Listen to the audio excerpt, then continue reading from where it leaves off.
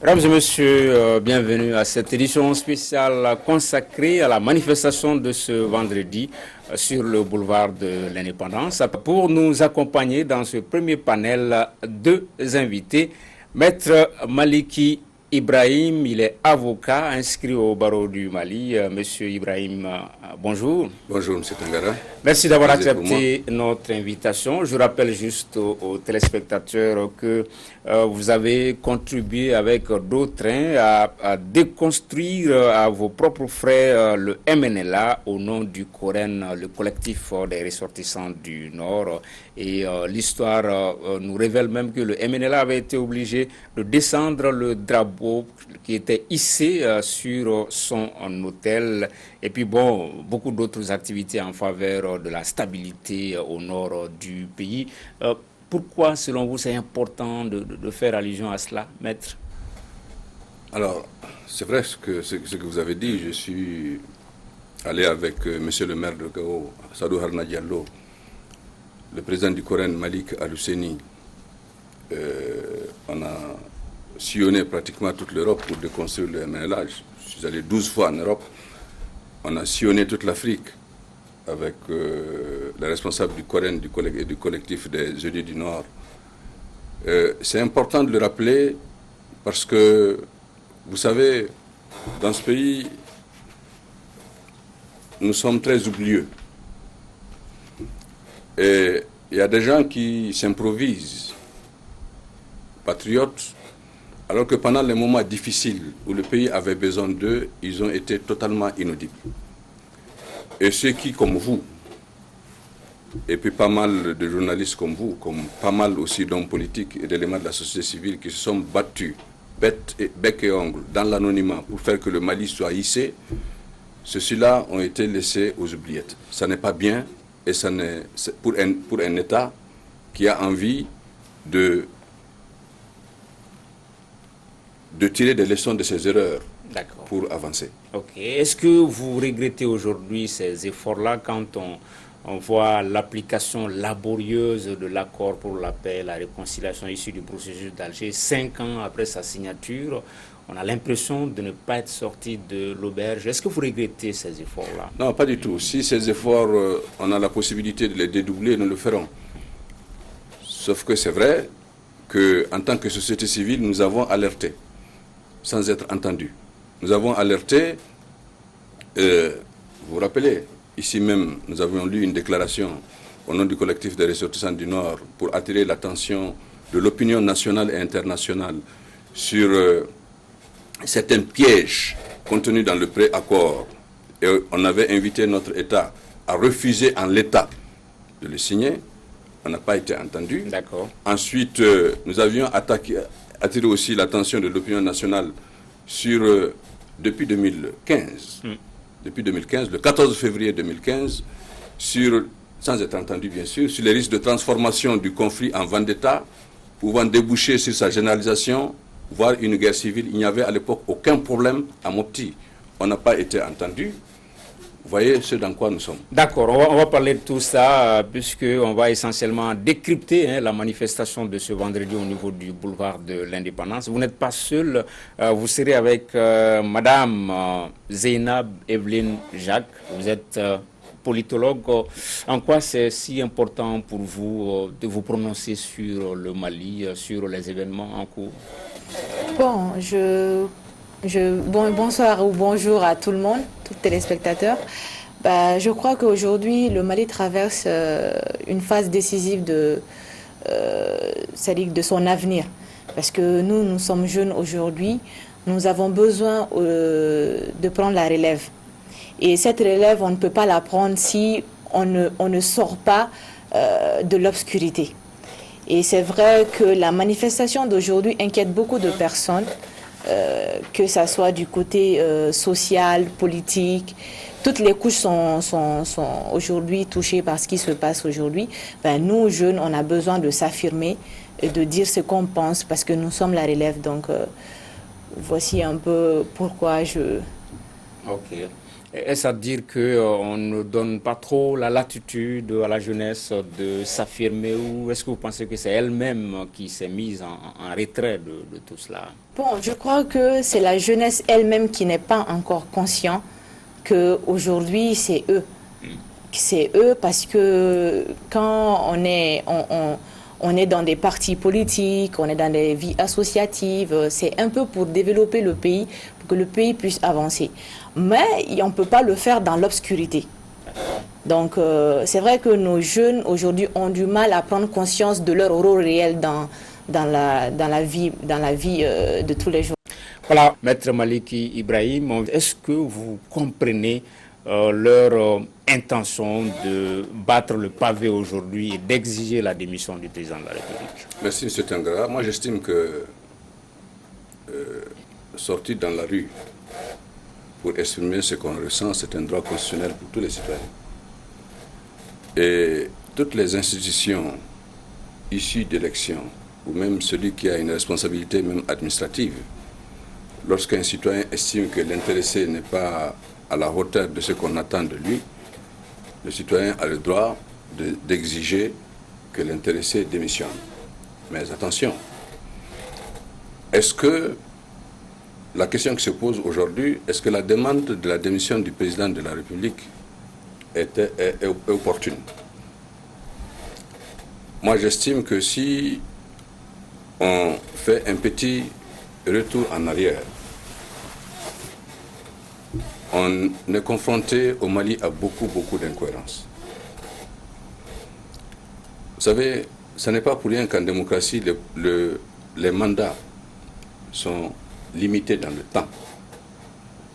C'est pour que le citoyen jauge celui en qui il a placé sa confiance, évalue ce pourquoi il a placé sa confiance en ce dirigeant-là, et qu'il en tire aussi les conséquences. Si le citoyen se rend compte que,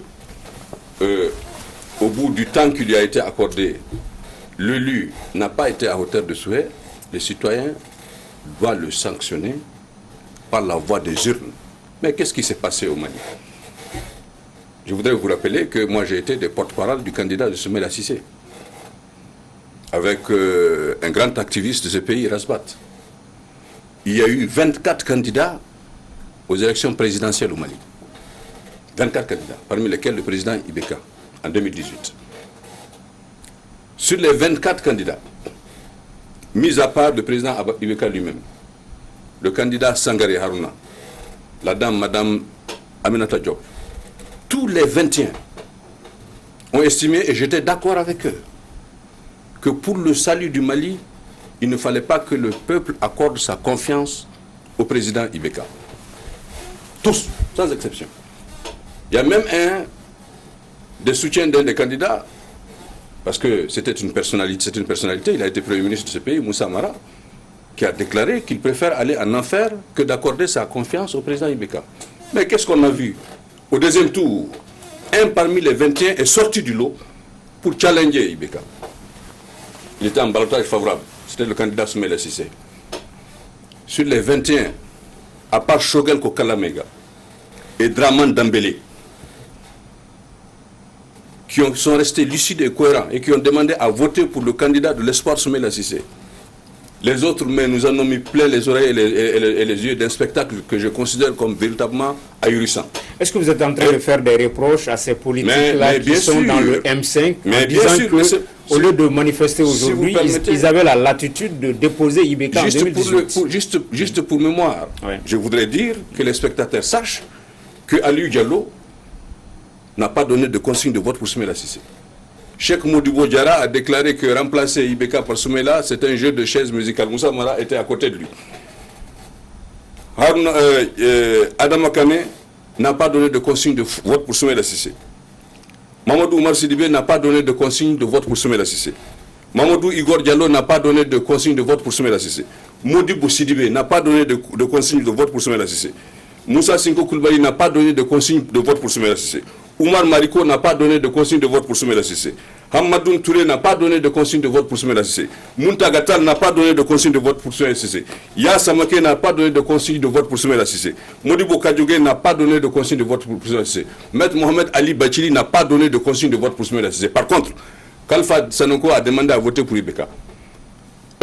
Hamadoun Amion Guindo Poulo a demandé de voter pour Ibeka.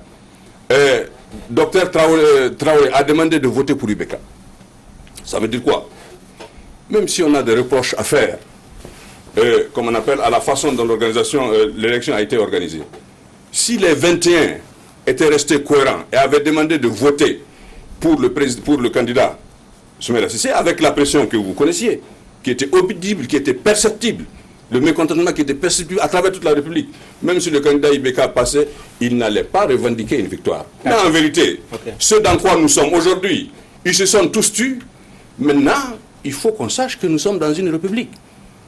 Moi, je pense que ceux qui sont restés incohérents tout ce temps-là, pendant l'élection présidentielle, sont vraiment malvenus à dire il faut que le président de la République démissionne, parce que le président n'a pas été à hauteur juste après l'exercice, comme on appelle, juste 2 ans après son élection, qu'il pouvait empêcher par les voies démocratiques. Maintenant, parce que moi je suis convaincu d'une chose, vous savez, les Maliens sont en train d'aller dans des choses, dans des répétitions qui ne sont pas bien.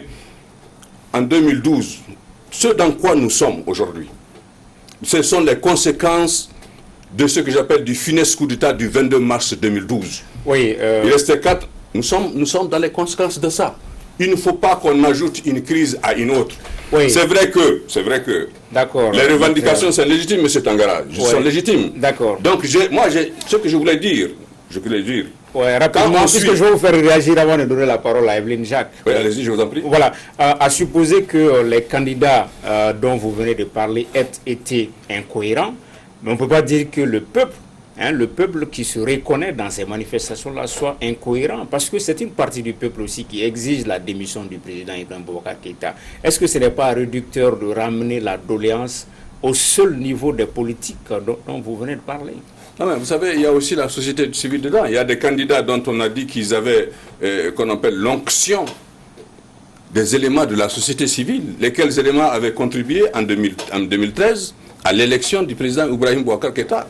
Ces gens-là nous ont donné le spectacle, comme par exemple le candidat Aliou Diallo, le spectacle de l'abstention, qui arrangeait le président Ibeka, qui était à l'époque en ballottage favorable. Donc nous, sincèrement, moi ce que je pense de cette situation, je ne dis pas qu'il y a un homme-providence. Je ne dis pas que, comme on appelle, moi j'estime que le pays a trop de problèmes. Nous sommes, et nous l'avons toujours soutenu, nous sommes dans une situation où on risque. J'avais fait un post il n'y a pas longtemps, plutôt il y a 3 ans, où j'avais dit que le Mali s'appelait le Soudan français. Or le Soudan anglophone a été divisé. Que Mali rimait avec Somalie. Or la Somalie s'est effondrée. Aujourd'hui, nous avons atteint un niveau de faiblesse tel que les Maliens ont besoin, au lieu de se tirailler inutilement, qu'ils soient tous ensemble, avec le minimum qu'on a. Le minimum qu'on a, c'est quoi? C'est l'institution président de la République. C'est vrai qu'il y a des choses qui ont fait déborder le vase. Ça peut se corriger. Aujourd'hui, moi, la solution que j'ai, je ne sais pas. On va parler des solutions. Mais déjà, on va faire réagir Mme Zénab Evelyne Jacques à ce niveau. Est-ce que vous comprenez les manifestants, vous aussi? Bon, d'un côté, oui, je comprends les manifestants parce que ce qu'ils demandent, comme dit Maître, c'est démocratique. Parce qu'un président, il est élu, c'est vrai, mais bon, il y a aussi une mauvaise gouvernance qui existe. Mais ce que les gens oublient, c'est que cette mauvaise gouvernance est là depuis 1992. On ne la vit pas. C'est-à-dire qu'on ne la vit pas aujourd'hui seulement. On l'a vécu de 1992 à aujourd'hui seulement. Elle s'amplifie de jour en jour et de régime en régime. Mais ce que je déplore, c'est que les gens, quand on parle de peuple, pour moi, le vrai peuple, pour moi, c'est des gens qui sont impartials. C'est-à-dire qui ne sont pas pour un combat personnel ou même un combat opportuniste. Parce que les politiques au Mali, si je dis politique, société civile, il n'y en a pas. C'est la forme, mais au fond, il n'y a pas de société civile. Donc, quand on parle de politique, les hommes politiques au Mali, il n'y a même pas d'hommes politiques, il y a des politiciens. Voilà. Les politiciens maliens, c'est des intérêts personnels. Ils vont de gauche à droite. Donc, comme l'a dit Maître, c'est de l'incohérence. Et il faut que les Maliens comprennent que 2012, on a applaudi le putsch qui s'est passé ici. Ce n'est pas un putsch, mais exiger ou forcer un président à démissionner, c'est quand même un coup d'État institutionnel. Donc, il faut le dire. Maintenant, si 2012 ne les a pas servi de leçon, qu'ils veulent replonger le pays, il faut qu'ils mettent aussi dans leur tête que 2012, on avait un semblant de stabilité sécuritaire. Aujourd'hui, qu'il n'est plus de la moitié du territoire malien est sous menace. Et justement, le semblant de sécurité qu'on a, les contestateurs pensent que ce semblant de sécurité a été dilapidé par le régime actuel, en l'occurrence le président de la République. Parce qu'ils disent qu'en 2013, quand le président arrivait, il y avait le drapeau du Mali à Kidal. On ne connaissait pas les problèmes du centre, la région de Mopti, mais aujourd'hui les terroristes sont à Banamba, ils sont dans le cercle de Kita. Ils pensent que le Mali a basculé dans le mauvais sens du fait de la gestion à partir de 2013. Oui, c'est ce que je disais. Les gens se focalisent sur le régime Ibeka. En fait, le problème du Nord est un problème très profond. Très, très profond, dont je ne peux pas développer parce que je ne suis pas expert en ce qui est question sécuritaire. Mais ce que je sais, c'est qu'aujourd'hui, les gens se focalisent. Si on avait perdu ce semblant de sécurité, moi, je suis sur le plateau télé aujourd'hui de Africa. Je peux quitter ici pour aller à Ségou, c'est vrai. On a quand même une liberté de va-et-vient. Mais si ce semblant disparaît, vous pensiez qu'en 2012, on était face à des attaques en pleine journée, des gens qui se faisaient dérober leurs véhicules, qui se faisaient tirer dessus, des magasins qui ont été pillés. On a vécu ça. Les gens ne savaient même plus où mettre la tête. Mais ça, c'était l'un des nôtres. C'était des gens de la junte. Mais aujourd'hui, si on quitte cette semblant de sécurité, bon, qui est, au moins on a des institutions, on a quand même une autorité qui est là. Mais si on n'a plus ça aujourd'hui, on rentre dans l'anarchie, ces gens qui sont en train de tuer nos soldats au nord, ils sont juste à nos portes, ils sont tout près à Nyono, ils peuvent rentrer ici à tout moment. On a perdu tout, il ne reste que Bamako. C'est ici qu'on manifeste. On ne peut pas aller, les manifestants, Mahmoud Diko et puis les politiques qui sont derrière lui, ils ne peuvent pas aller à Mopti pour aller manifester, ils ne peuvent pas aller à Gao, il faut le faire à Bamako. Pourquoi ils ne peuvent pas aller là? Parce que là-bas, ce n'est pas sécurisé. Mais s'ils déstabilisent ici aussi, c'est fini pour le Mali. D'accord. Maître Maliki, vous êtes homme de droit. Hein. L'un des griefs des manifestants, c'est les dernières élections législatives. Hein. Quand on les écoute, ils disent que des candidats ont été repêchés, ensuite ils ont été imposés malgré le désaveu au niveau du bureau politique national du parti au pouvoir, par exemple. On a vu les manifestations que ça a suscité, que ce soit à Caille, à Sikasso. Mais je vous ai entendu tous les deux, personne n'a parlé de ça, du problème de la Cour constitutionnelle, des élections législatives, voilà. En fait, c'est un lien avec les questions les réponses sont en lien avec les questions que vous nous posez. Sinon, vous savez, le problème sécuritaire, la détérioration de la sécurité, ce sont des questions sur lesquelles nous avions attiré à l'époque, pendant la campagne de 2018, l'attention des électeurs du Mali. Je me rappelle, par exemple, qu'en 2013, mais les élections se sont tenues, j'étais coordinateur pour la CENI de la région de Kidal, le drapeau du Mali a flotté à Abeybara et Tinasako à l'élection législative. C'est pour dire qu'effectivement, moi je pense que l'Assemblée qui a fait l'objet de prorogation 2 fois et qui aurait dû l'être, même une 3e fois, à mon avis, cette Assemblée était plus légitime que celle-là.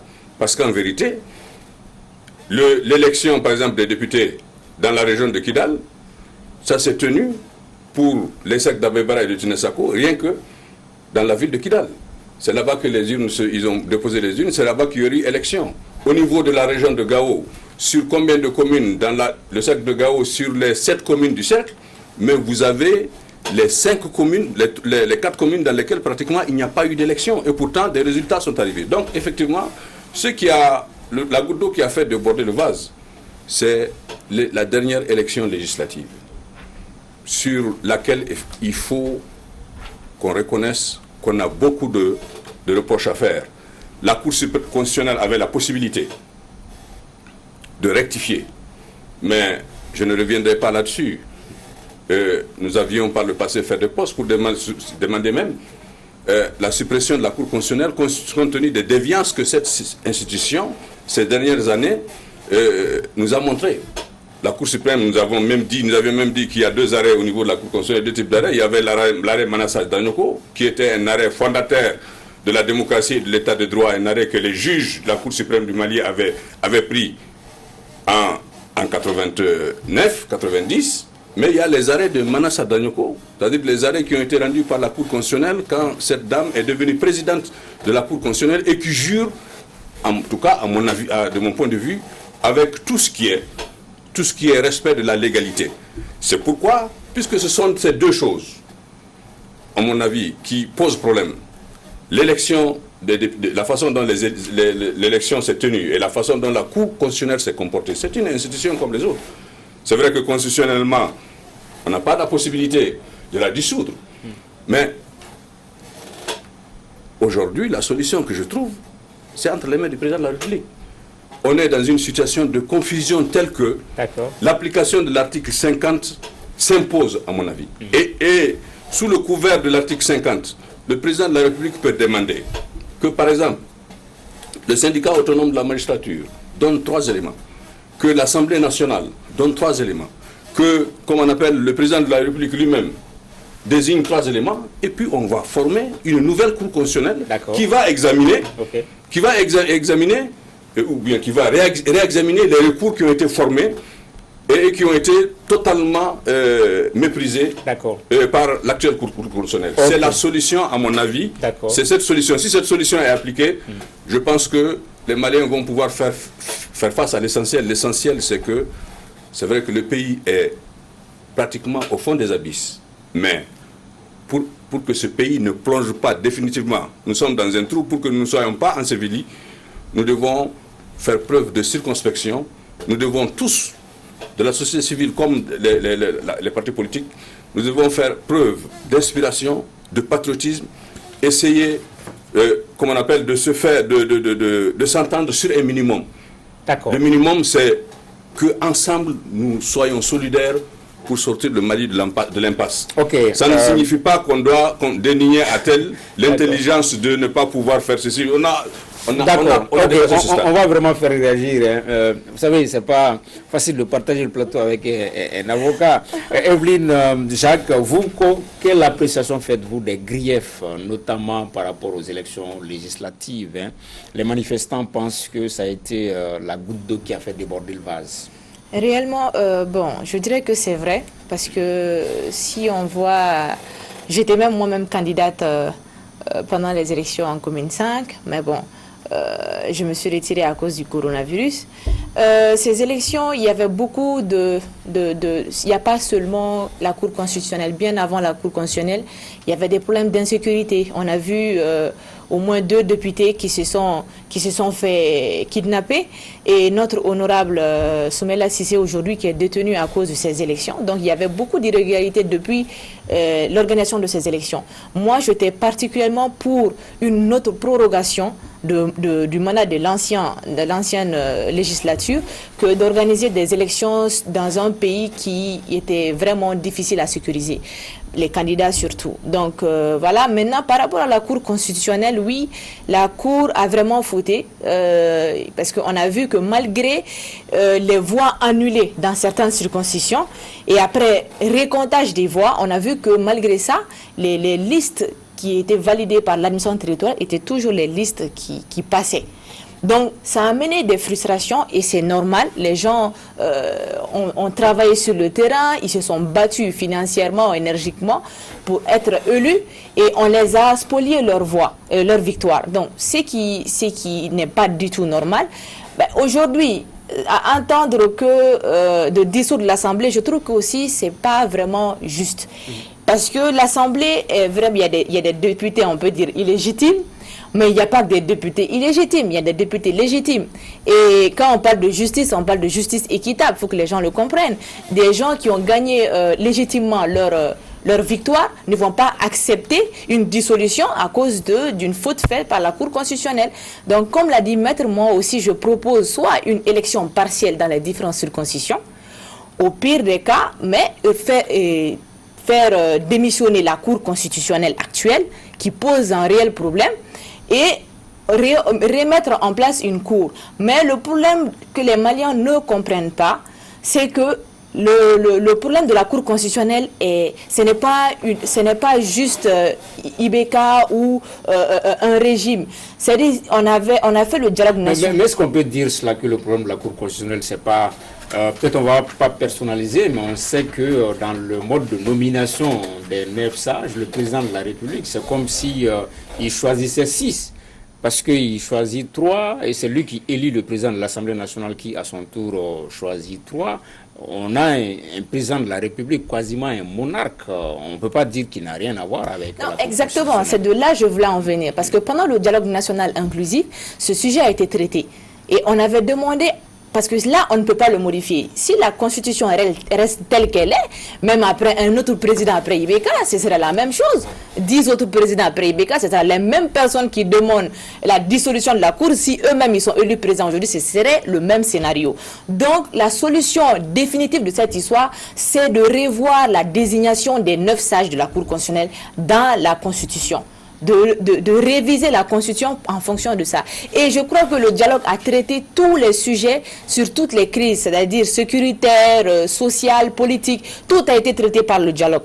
Maintenant, moi, si j'étais à la place des manifestants, j'aurais demandé la mise en œuvre tout de suite et immédiate de la comité de suivi du dialogue national. Est-ce qu'on n'est pas dans l'échec du dialogue, sinon de la mise en œuvre du dialogue, si quelques mois seulement après le dialogue, il y a des manifestations à Bamako, à Kay, à Sikasso.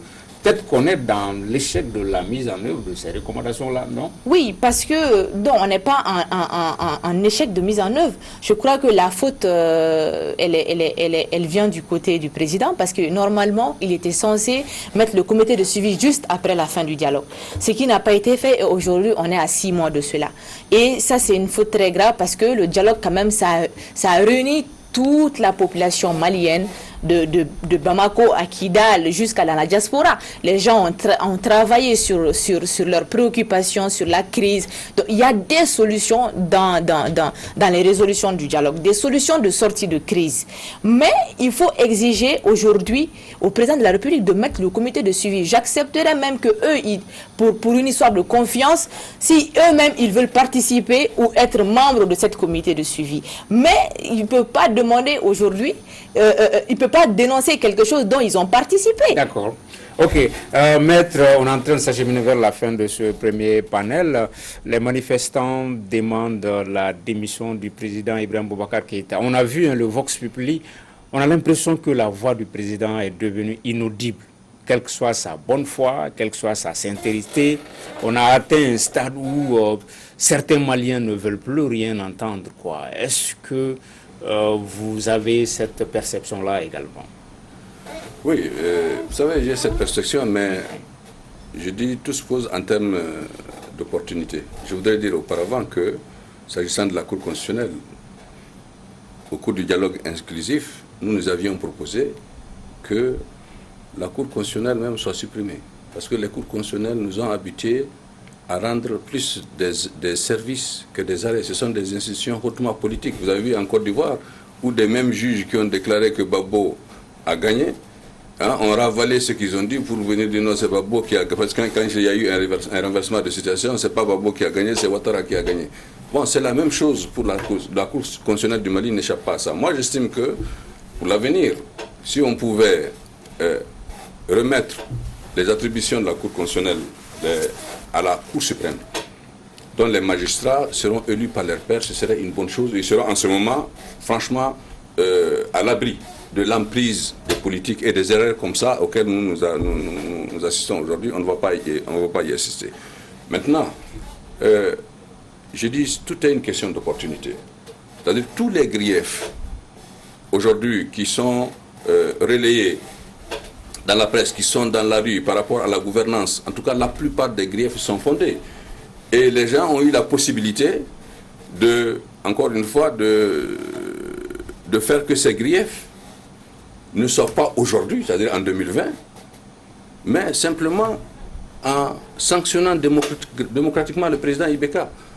Mais les institutions sont telles que s'il y a une rupture violente, parce que même une démission, quand bien même la démission est personnelle, c'est un acte unilatéral, un acte personnel, même une démission, quand elle est contrainte, elle s'analyse, en tout cas à mon sens, comme une rupture de la légalité constitutionnelle. Et la rupture de la légalité constitutionnelle nous conduit dans la chienlit, c'est ça le problème. Voilà pourquoi, moi j'estime que, même si, par ailleurs, les griefs reprochés à la gouvernance sont des griefs fondés, dans la plupart des cas, on peut, pour l'amour de ce pays-là, pour l'amour de la République, pour l'amour de l'apprentissage démocratique dans notre pays, épargner la plus haute institution qui est le président de la République.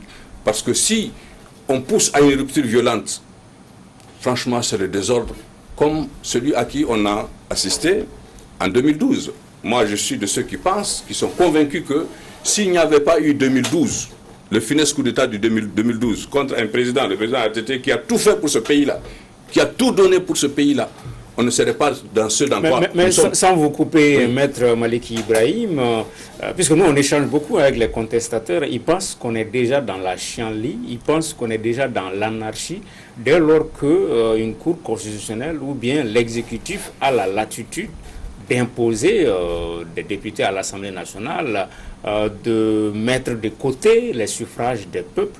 Ces manifestants pensent qu'on est déjà dans l'anarchie, qu'on est déjà dans la chienlit. Vous savez, moi j'estime que le pays, et je l'ai toujours soutenu, le pays n'existe que symboliquement. Et ça n'a pas commencé aujourd'hui. Ça a commencé avant 2020. Ça a commencé pratiquement, c'est le coup d'État, c'est la conséquence du coup d'État, mais ça s'est accentué à partir de 2013, c'est une vérité. On avait la possibilité de faire ça.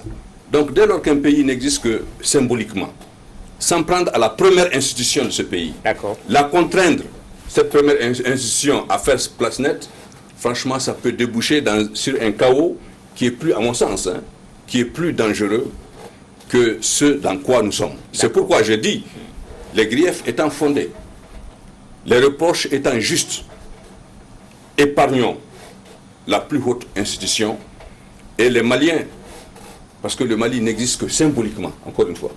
C'est une vérité. Le Mali n'existe que symboliquement. D'accord. Et les Maliens, mettons-nous ensemble, mettons-nous autour de la première institution pour trouver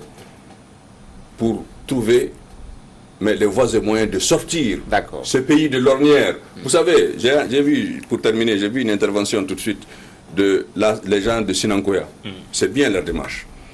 Les Maliens, c'est-à-dire que nous avons la tête tellement dans notre passé glorieux qu'on a perdu les ressorts pour faire face au présent. Aujourd'hui, nous avons besoin de faire face au présent. Le présent, c'est de tirer le Mali vers le haut. Et je prie que Allah inspire tous les Maliens, qu'Allah inspire le président de la République, qu'Allah inspire ceux qui contestent dans la rue et dont la contestation est, je dis, se fonde sur des greffes qui sont fondées, pour qu'ensemble, nous fassions en sorte que notre pays ne se somalise pas. D'accord. Voilà ce que j'ai à dire. Zena Beblil Jacques, vous avez le dernier mot. Comment est-ce que vous voyez la suite des événements et en termes de dernier mot? Bon, en dernier mot, je pense que je lance, je dirais aux manifestants, de réfléchir à l'acte, parce que les gens sont pris par la passion des discours politiques des personnes qui sont à la recherche du pouvoir par un raccourci. Donc je me dis qu'il faut que la population malienne, surtout la jeunesse, parce que quand aujourd'hui on parle de le Mali a une population jeune, donc je m'adresse à la jeune, des jeunes comme moi, de réfléchir au lendemain. C'est-à-dire, c'est pas aujourd'hui. Ne voyez pas ce que vous pouvez avoir tout de suite. Voyez demain. Demain, ça se prépare aujourd'hui, mais ça ne se prépare pas dans la violence. Ça ne se prépare pas en renversant un régime, en retombant dans ce qu'on a vécu en 2012. Je voudrais qu'ils réfléchissent, qu'ils donnent des solutions. Les Maliens aiment critiquer, mais ils n'ont pas de propositions à faire. débatté, causé, discuté, le président a ouvert un dialogue normal. Mais je demande au président de la République d'ouvrir ce dialogue pas seulement entre lui et les manifestants, mais entre lui et toutes les couches du Mali. Parce que c'est très important que les Maliens puissent discuter, connaître, que le président puisse être en contact direct avec sa population. Ce n'est pas passer par un premier ministre, on n'est plus dans ça. Ça, c'est quand les choses sont à l'état stable. Mais actuellement, nous sommes secoués et c'est vrai que, bon, la demande des manifestants, c'est quand même légitime. On respecte ce qu'ils disent, mais on leur demande de ne pas voir la personne du président de la République, mais de voir l'institution qui est la présidence de la République du Mali. Parce qu'un renversement de régime, c'est comme si les martyrs de 92, comme ils le disent, sont morts pour rien, parce qu'ils sont morts pour qu'une constitution qui est aujourd'hui le garant de la démocratie existe. Mais en renversant un régime, on sort de cette démocratie et on sort complètement de la constitution. Donc, c'est mon message vraiment à partager. Merci Zena Beblin Jacques, vous êtes politologue. Merci également Maître Maliki Ibrahim, vous êtes avocat, membre actif du collectif ressortissant du Nord coréen. Avec eux, nous avons décrypté la manifestation de ce vendredi, ils ont donné leur point de vue. À très bientôt donc sur Africa Télévision.